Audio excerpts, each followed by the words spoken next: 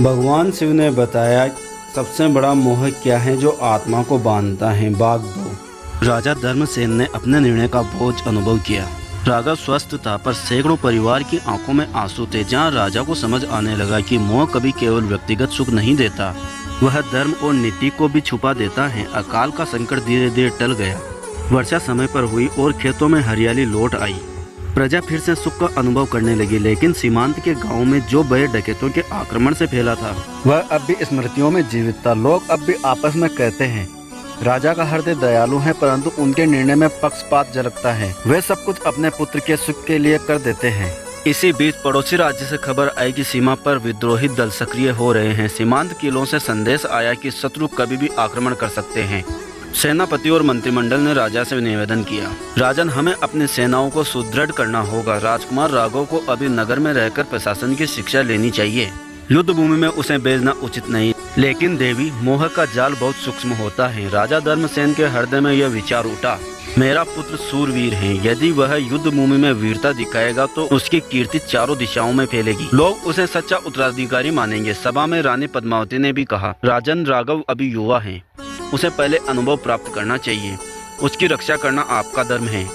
पर राजा ने यह सब अनसुना कर दिया। उसने घोषणा की, राजकुमार राघव ही इस अभियान का नेतृत्व करेंगे। मैं चाहता हूं कि समस्त जगत उसकी वीरता देखे। मंत्रियों और सेनापति के मन में संदेह था, पर वे राजा की आज्ञा टाल न सके। सेना संगठित हुई और राजकुमार राघव अग्रिम पंक्ति में भेजा गया। युद्ध प्रारंभ हुआ। प्रारंभ में राघव ने असाधारण पराक्रम दिखाया। उसके धनुष की टंकार से शत्रु भयभीत हो उठे। सैनिकों के मन में उत्साह उमड़ पड़ा। परंतु जैसे ही शत्रु ने छल किया और घातक आक्रमण किया, राघव गंभीर रूप से घायल हो गया। उसका दाहिना भुजा तीर से घायल होकर लगभग निष्क्रिय हो गया। सेना किसी तरह विजय प्राप्त कर लौटी, पर राजकुमार का तेजस्वी शरीर अब पहले जैसा न रहा। महल में यह दृश्य देखकर राजा धर्मसेन का हृदय कांप उठा। उसे लगा जैसे किसी ने उसकी आत्मा को चोट पहुंचा दी हो। देवी, यही मोह का दूसरा रूप था। पर जब वह विवेक खोकर केवल कीर्ति और अधिकार का मोह बन गया, तब उसने संतान को भी कष्ट में डाल दिया और राज्य को भी संकट में पहुंचा दिया। राजा ने उस रात को अपने आप से कहा, मैंने पुत्र को गौरव दिलाने के लोभ में उसे संकट में डाल दिया। यह प्रेम नहीं, यह मोह है। राजकुमार राघव के घायल होकर लौटने के बाद राजमहल का वातावरण बदल गया। हर्ष के स्थान पर गंभीरता छा गई थी। रानी पद्मावती दिन रात राघव की सेवा में लग रही थी। सैनिक और प्रजा दोनों ही दुखी थे, पर किसी को राजा से कुछ कहने का साहस नहीं था। सब जानते थे कि यह स्थिति केवल मोह के कारण हुई है। राजा धर्मसेन रात भर सो नहीं पाते। वे महल की ऊंची प्राचीर पर टहलते और आकाश की ओर देखते। मन ही मन कहते, क्या यही मेरा धर्म है? मैंने अपने पुत्र को महान बनाने की चाह में उसे संकट में डाल दिया। क्या यही मेरा कर्तव्य था?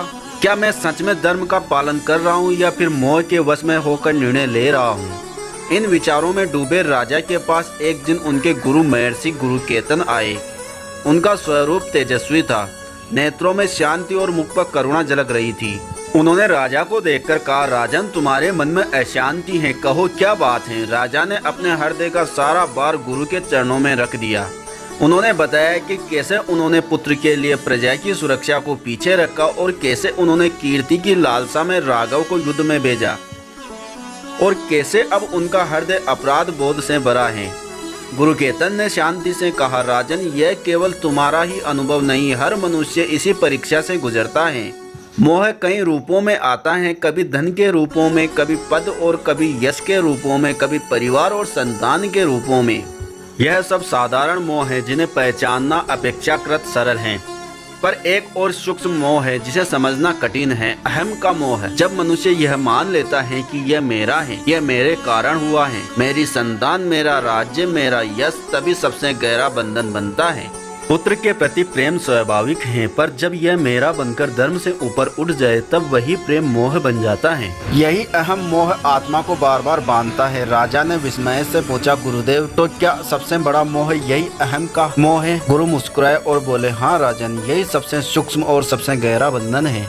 यह इतना महीन है कि साधक सोचता है कि वह धर्म कर रहा है, पर भीतर से उसका आधार केवल मेरा होता है। यही मोह जन्म जन्मांतर का कारण है। इसे समझकर ही मनुष्य वास्तविक मुक्ति की ओर बढ़ सकता है। गुरुकेतन की शिक्षा सुनकर राजा धर्मसेन का हृदय हल्का हुआ। उसे लगा कि अब वह सचेत रहेगा और किसी भी निर्णय में मोह को हावी नहीं होने देगा। उसने मन में निश्चय किया, अब मैं धर्म को सबसे ऊपर रखूंगा, चाहे परिस्थिति कैसी भी क्यों न हो। लेकिन देवी मोह का स्वभाव यही है कि बार बार अलग अलग रूप में आकर साधक की परीक्षा लेता है।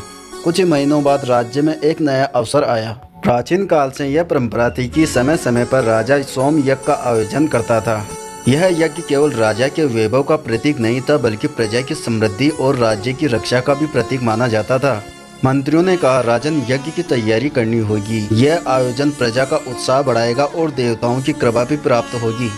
राजा धर्मसेन सहमत हुआ, पर उसी समय नगर में एक नई विपत्ति का संकेत दिखाई दिया। वेदराज ने बताया कि एक संक्रामक रोग फैल रहा है। यदि तत्काल उपाय न किए गए तो महामारी का रूप ले सकता है। मंत्रियों ने सुझाव दिया, राजन, यज्ञ अवश्य हो, पर राजकोष का बड़ा भाग्य रोग निवारण और औषधि दान में लगाना चाहिए। राजा धर्मसेन सोच में पड़ गया। तभी महल से खबर आई कि राघव की पत्नी गर्भवती है और शीघ्र ही राज्य को उत्तराधिकारी मिलने वाला है। यह सुनते ही राजा का हृदय उमंग से भर उठा। उसने सोचा, यदि इस समय यज्ञ वैभव पूर्ण ढंग से किया जाए तो देवताओं की कृपा दुगनी होगी, संतान का जन्म और भी शुभ होगा और राज्य की कीर्ति दूर दूर तक फैलेगी। देवी, यह वही क्षण था जब मोह ने फिर से राजा को परखा। धर्म कह रहा था, प्रजा का स्वस्थ पहले। मोह कह रहा था, यज्ञ को भव्य बनाओ और कीर्ति और कुल का गौरव बढ़ाओ।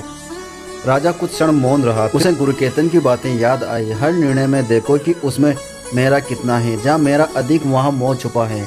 राजा ने गहरी सांस ली और घोषणा की, यज्ञ अवश्य होगा, पर भव्यता और आडंबर छोड़कर देवता हृदय की श्रद्धा से प्रसन्न होते हैं, दिखावे से नहीं। राजकोष का बड़ा भाग नगर की रक्षा और रोग निवारण में लगेगा। उसके इस निर्णय से नगर वासियों के मन में राजा के लिए फिर से सम्मान जागा। यज्ञ साधारण परंतु पवित्र भाव से संपन्न हुआ और रोग का प्रकोप भी धीरे धीरे शांत हो गया। देवी, इस बार राजा ने मोह पर विजय पाई।